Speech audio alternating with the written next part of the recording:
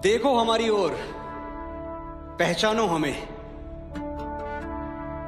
हम वही हैं जो बाण भेद के धरती से धारा निकाल दिया करते थे। वाह! एक उंगली पर गोवर्धन उठा लिया करते थे।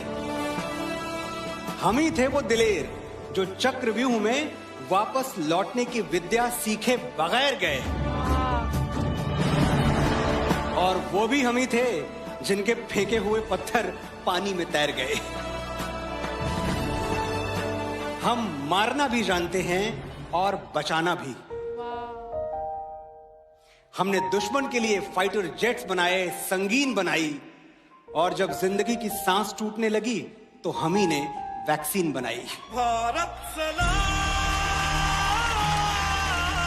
और लिख दिया उस वैक्सीन पर, सर्वे संतु निरामया, यानी ईश्वर सिर्फ हम पर ही नहीं, हर किसी पर, सब पर करें दया। हम जाबाज हैं, जियाले हैं, आंधियों से खेले हैं, बिजलियों के पाले हैं। हम शांति का सवेरा हैं, इंसानियत के उजाले हैं। पहचानो हमें, हम इंडिया वाले हैं।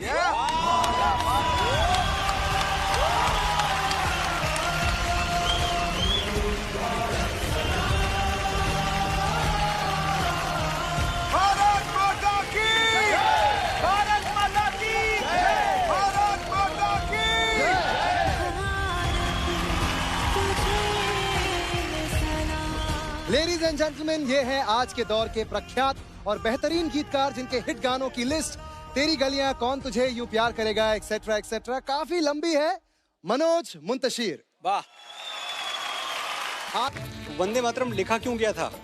क्योंकि एक जमाना ऐसा आया था जब ब्रिटिशर्स ने हम पे ये लाजमी कर दिया था, ये कंडीशन लगा दी थी कि हर हिंदुस्तानी गॉड सेव द क्वीन गाएगा। बिल्कुल, अच्छा। बिल्कुल। जाहिर सी बात है कि हम हिंदुस्तानियों को ये मंजूर नहीं था, और तभी बंकिम चंद्र चटर्जी ने वंदे मातरम लिखा।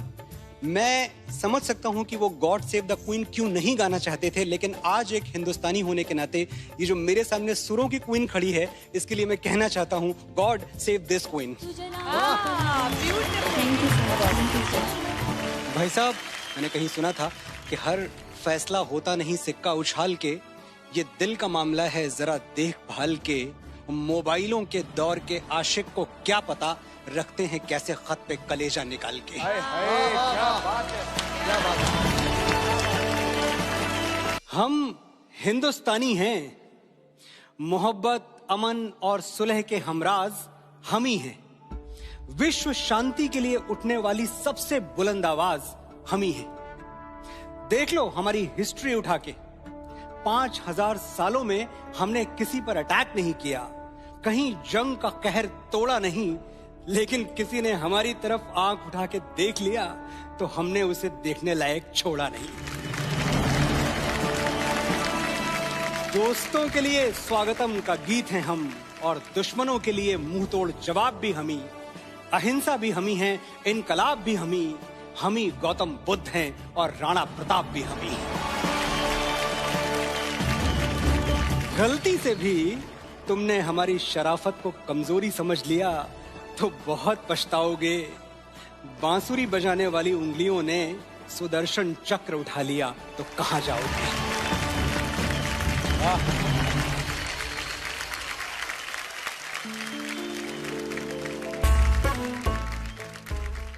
सर, आपकी तरफ से और आपकी जो पूरी एयरफोर्स है उसके लिए मैं एक बात जरूर कहना चाहूंगा कि नजर नहीं आते, बादलों में कहीं गुम हो, पर ये जमीन सलामत है क्योंकि आसमान पर तुम हो। वाह वाह वाह वाह वाह, क्या बात है, क्या बात है। न सुकून से जीना, न चैन से सोना, बहुत मुश्किल है भगत सिंह का बाप होना। बचपन से ही कुछ अलग था मेरा भगत।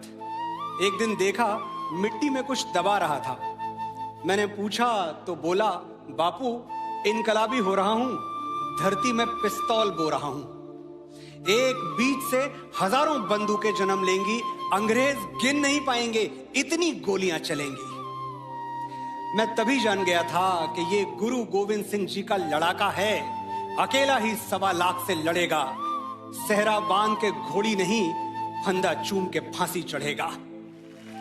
और आज वो दिन आ ही पहुंचा। भगत, जा रहे हो?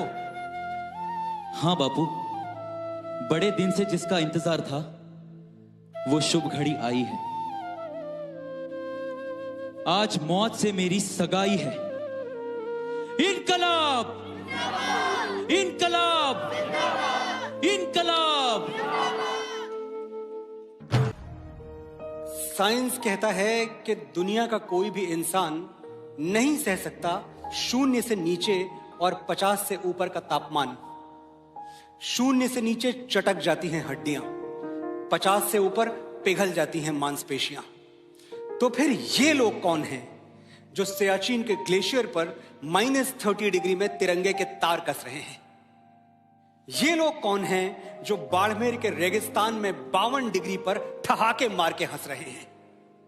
ऐसी जांबाजियां हाड़ मांस के पुतलों में कहां?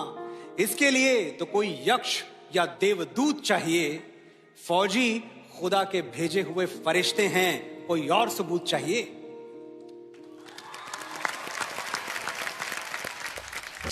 भले कच्ची उम्र में जिंदगी की शाम आ जाए, ये मुमकिन ही नहीं कि खून पे इल्जाम आ जाए। हमारे गांव में बहनें उसे राखी न बांधेंगी, पलट के जंग से भाई अगर नाकाम आ जाए।